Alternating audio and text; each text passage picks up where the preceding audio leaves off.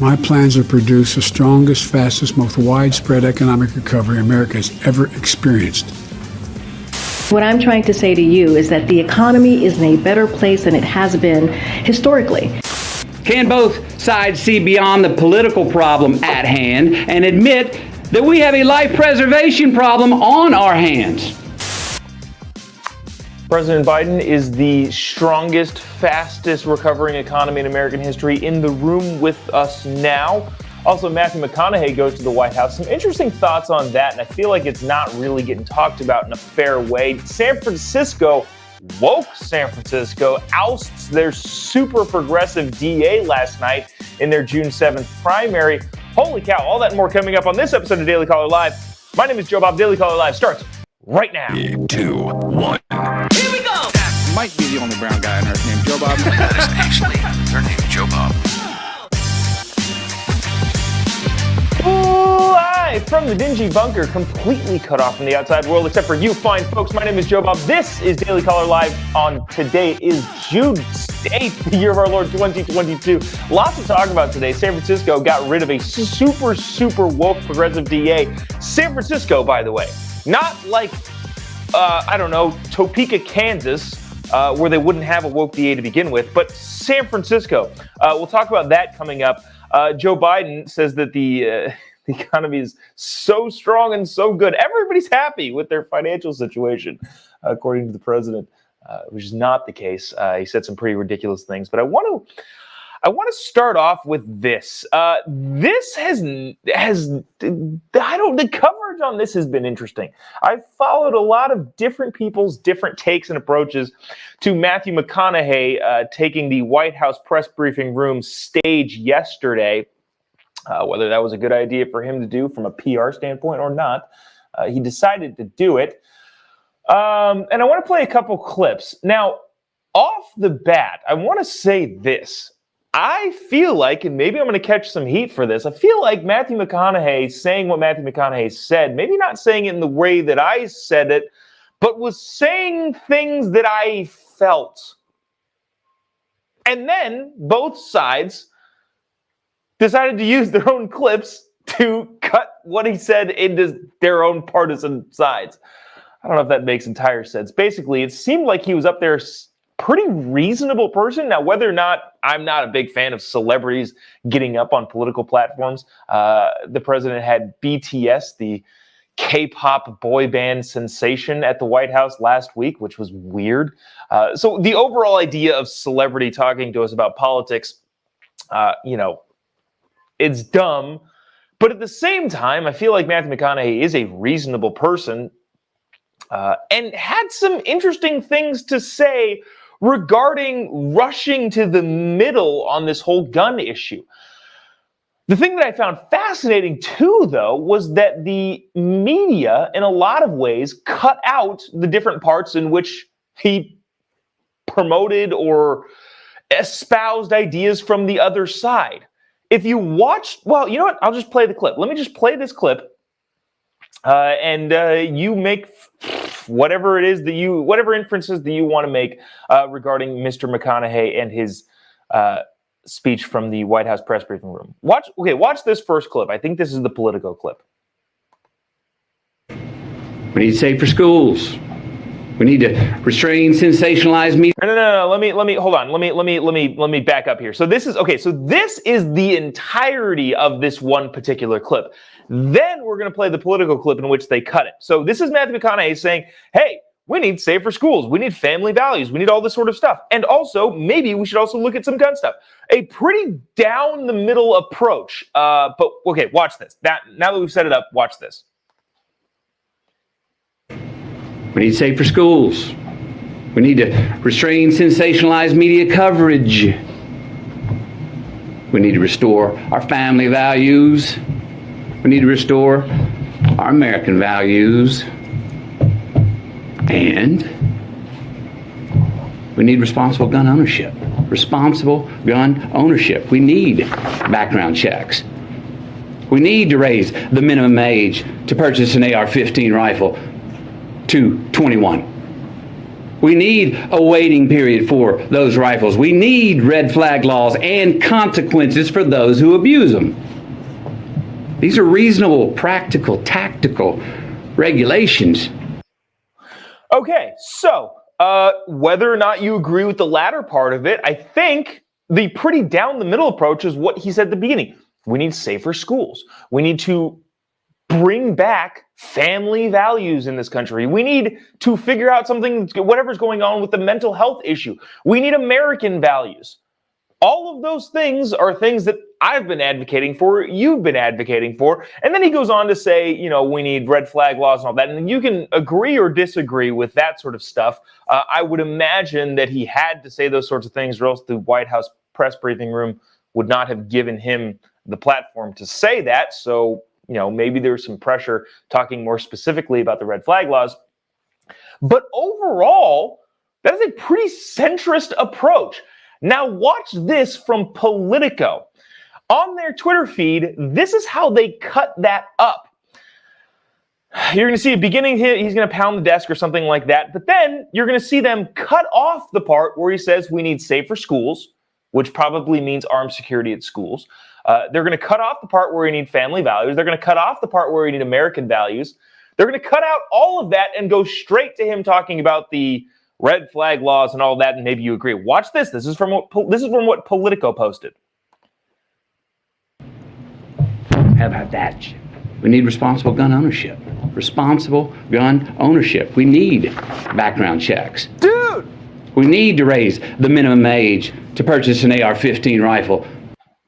So, like you just saw, if you're just joining us, go watch the clip we just played. Right before that, he listed a bunch of reasonable things and things that I agree with, which is, and I sound like a broken record here, reinstating family values, reinstating American values, having safer schools, which probably means armed security at the schools. All of the other, addressing the mental health crisis. He says all of those things at the very beginning, and then to appease the other side too, because he's trying to go down the middle, it seems like. He says, yeah, we can talk about, you know, red flag laws and the minimum age to purchase a weapon, and we can argue about those, we can have those debates, but Politico, in their coverage of it on their Twitter, cut off the part where he talked about all the things that the other side that isn't their side agree with. Oh, this makes me frustrated. Watch this continue on, and he talks about the politics of it. This is, again, a pretty centrist approach, but it's not being portrayed that way in the media, really on any side. Watch this.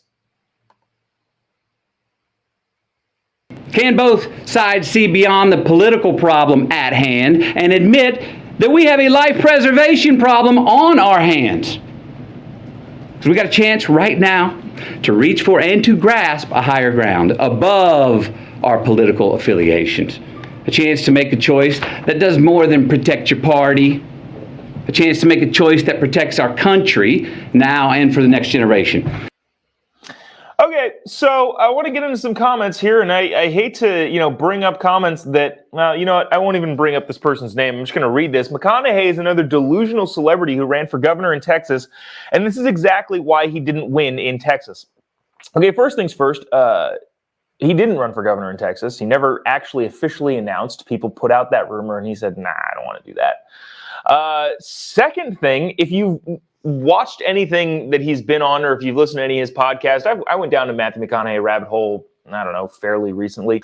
He's the furthest thing from delusional. And when you want to talk about delusional Hollywood, he is on the extreme sensible side of that argument. And also, this is exactly what's happening, the polarizing sides. People just saw that Politico's side of and it wasn't just Politico, it was MSNBC, it was CNN, it was all of your lefty outlets that just showed we need red flag laws and all that sort of stuff. And then people on the right who didn't really watch the entire thing didn't get the side of him saying, we also need all of the things that we agree with. Effectively, in my view, and having watched the whole thing, take away the emotional component and just look at it from a policy perspective, Matthew McConaughey effectively angered both sides, or at least he should have. So do with that what you will. Again, this is all under the disclaimer that I'm not a huge fan of having celebrities spout their opinions, especially from the White House press briefing room. Let me see. All right, speaking of the president, I want to get to this because I thought these clips were pretty dang interesting. This is President Biden a couple days ago, maybe Monday, I believe, talking about the state of the strong economy. The White House put out a statement that said this. When President Biden took office, our economy was in crisis and COVID-19 was wreaking havoc on our country. Thanks to his American Rescue Plan, unemployment is near historic lows. The vast majority of Americans are vaccinated, and the numbers of results with a positive outlook on the overall financial well-being has reached an all-time high last year. Wonder why they're not using any current polling. This is from the White House, right? They put this out. The number of Americans relying on government unemployment benefits has dropped by more than 90%. Dude, okay, all right. And new businesses are being created at record rates, all of which is causing massive hyperinflation. I don't know if you've been to the grocery store or filled up your gas tank in the last couple of weeks. But this is what the president said regarding this White House statement that was put out. Watch this. Part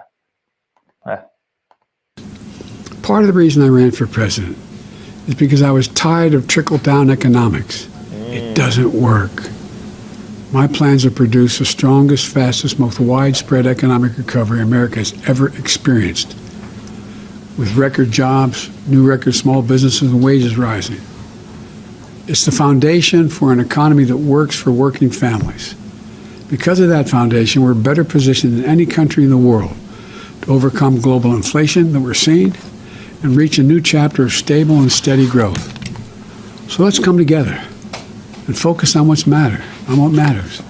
Let's build on the extraordinary progress we've made. Let's continue to build this economy from the bottom up and the middle out. When that happens, everybody does well, including the very wealthy. Yikes. What we're trying to say. Okay, that's the next clip that we've got, which is very, very funny, from KJP?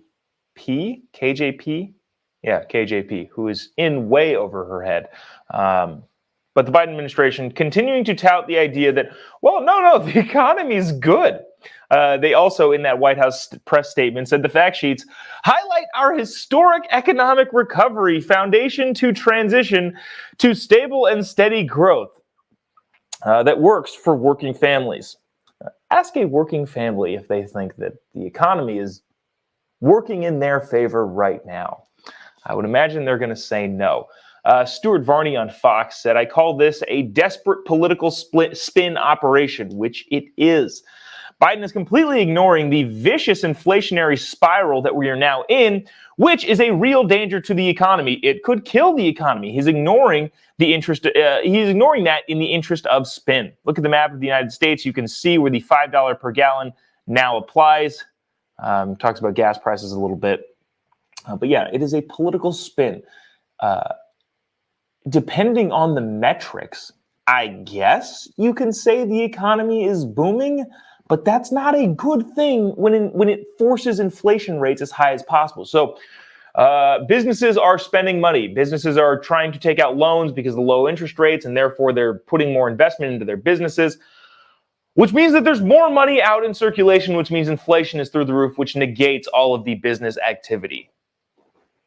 That's the basis of it. Here is KJP. Is it Karina Jean-Pierre? I forget this woman's name, which I don't mean any offense by it. She just, I don't know, is not remarkable by any stretch of the imagination. She's also not good at her job. We'll get into that after this. Watch this clip. What I'm trying to say to you is that the economy is in a better place than it has been historically. And so we feel here at this administration, and other experts as well, is that we feel that we are in a good position to take on inflation. We are in a good position to really start really working on. All right, so she said they're in a good position to take on inflation. Now, inflation was going to happen. Let's be fair about this. When COVID happened, and again, I'm not entirely sure there's avoiding this, but there is quelling it. When COVID happened and we passed the trillions of dollars of spending when people were out of work and all that sort of stuff, inflation was going to happen. Having said that, the Biden administration handled it terribly and is continuing to handle it terribly. Thank goodness for Joe Manchin, the one senator that got in the way of the $3.5 trillion Build Back Better plan, in which Joe Biden tried to spend another $3.5 trillion, which probably would have been closer to $5 trillion or $6 trillion when you account for not sunsetting the sunsetted programs. But we won't get into that.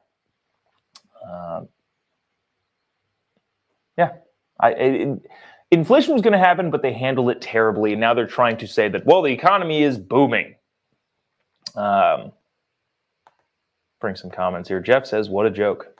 Can't disagree with you there, Jeff. I'm not sure what this comment is. I'm not sure if that was Trump you twit, says Camilla Cunningham. I'm not entirely sure what you're referring to, but if you're talking about the booming economy, or if you're talking, I don't know. I shouldn't have brought that up. The economy was booming under Donald Trump, and now it is not. So, anyways. I want to get to this. This is actually super interesting and actually very important. I should have said this at the onset of the show. What happened in San Francisco last night was, in my mind, remarkable. California had their primary elections yesterday, and aside from all of the congressional races and supervisor races and assembly and Senate and all that sort of stuff, pretty normal except for this. San Francisco yesterday recalled their super progressive and woke district attorney, Chesa Boudin. Now, San Francisco, if you don't know this about the Golden Gate City, is super progressive and super woke. But the district attorney in San Francisco was too progressive and too woke for even them. Chesa Boudin lost his recall election last night. This is the New York Post reporting. Fed up San Francisco voters ousted their progressive district attorney on Tuesday in a recall election that rejected his soft on crime policies following surges in shameless shoplifting, car break-ins, and rampant open-air drug dealing. Yeah, people don't like that in their neighborhoods. The recall effort against Chesa Boudin, a former public defender and son of convicted Weather Underground terrorists, that's also super interesting. What was his dad's name? David Gilbert, who was now out, murdered a dude and is like out perusing around the neighborhoods. It was released in November of 2021. So anyways, those are Chesa's parents, the Weather Underground terrorists. The recall was supported by 61% of voters in early returns, according to NBC. Tuesday's recall election could prove a bellwether. You know what? I'm not going to read that. The whole bellwether thing is meh.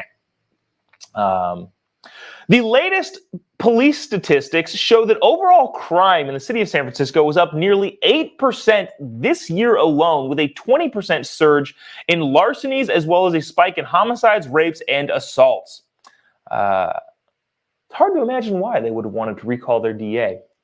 Watch this. This is an interesting clip that I found. This is a clip back-to-back of a party in San Francisco that was pro-removal of the woke DA. And then it was his campaign party, which he also had. Watch this. People seem to be very excited at this one particular party, which is interesting. And then the next clip here that'll come up pretty quickly. This is Chesa Boudin's election night party. Not super excited, or nothing super exciting going on there. But I thought that was interesting because the people in the bar that were partying are the same people that voted him into office. I thought this tweet was fascinating. Congrats to the 6% of Republicans in San Francisco who were somehow able to obtain 65% of the vote in order to oust Chesa Boudin. When he gave his speech at his party, Chesa Boudin said this is a Republican recall. They were trying to push this whole thing through the entire campaign. This is the Republican recall, and we have to stand up to these Republicans. Okay, so 6% of Republicans that exist in San Francisco somehow managed to get 65% of the vote. So it's not a Republican recall, which would mean that the people in that bar probably were not a bunch of Republicans, which would mean they probably voted for Chesa Boudin.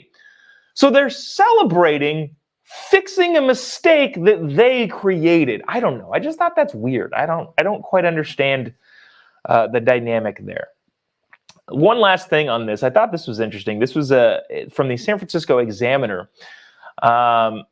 before the election. It said the outcome of Prop H will not just impact San Franciscans. If it passes, the recall will encourage recalls of progressive district attorneys across the country. Sounds good to me. They continue to say, who are working to hold police and criminal legal systems accountable. Okay, if not prosecuting crime is holding things accountable, sure. The Examiner continues on to say it would set San Francisco back to the days of harsh sentencing and over-policing, when over-policing were applauded, and pay no mind to the damage incarceration does to the BIPOC and low-income communities that I've seen firsthand in my work. The stolen years, the families torn apart, and the toll on the physical and mental health of the growing racial wealth gap and the lifelong housing of... I'm not going to continue going on with this nonsense. Look, if you commit a crime, it doesn't matter if you're black, white, Asian, Hispanic, doesn't matter what it is. If you commit a crime that we've all agreed, hey, yeah, that's a crime, you should go to jail. Sorry if that tears your family apart. I feel bad for the kids in those households, and maybe there should be more to be done to help them out. But at the same time, the idea isn't to punish BIPOC communities. The idea is to protect the people who abide by the laws from the people who don't abide by the laws. So your argument falls apart on its face. But I just thought that was funny, saying that, well, if this passes, it will encourage recalls of other progressive district attorneys. Sweet. What's that dude's name in Manhattan? Alvin Bragg, I believe, the district attorney in Manhattan, who, in similar fashion, doesn't want to prosecute anybody for anything. Yeah, so that's that. We'll see if this is a new trend that becomes popular amongst recalling your super progressive politicians. But that is going to do it for us today. Appreciate you tuning in, sticking around, checking out the whole show. If you missed any part of the show, you can check on or hop on any of the places where you can watch it: Facebook, YouTube, Twitter, Getter, Instagram, YouTube. I already said YouTube. Or you can grab the podcast wherever you listen to podcasts. If you haven't already, give me a follow on any of your social media accounts, at JOBOB. We put out some funny stuff, I think. Give me a follow there. We can chat about things that are happening in current events and correspond that way. It's going to do it for us today. We'll see you same time, same place tomorrow. I know the show's been starting a little bit later. It's because I keep going down rabbit holes right when we're about to go on. Like today, I think I was ready to do the show, and there was a CNN clip that I was going to play and then forgot. I was like, holy cow, I've got to do something about Matthew McConaughey, and went down that rabbit hole way too late in the morning. So that's what happened there. But we will see you tomorrow, same time-ish, same place. See you then. God bless America.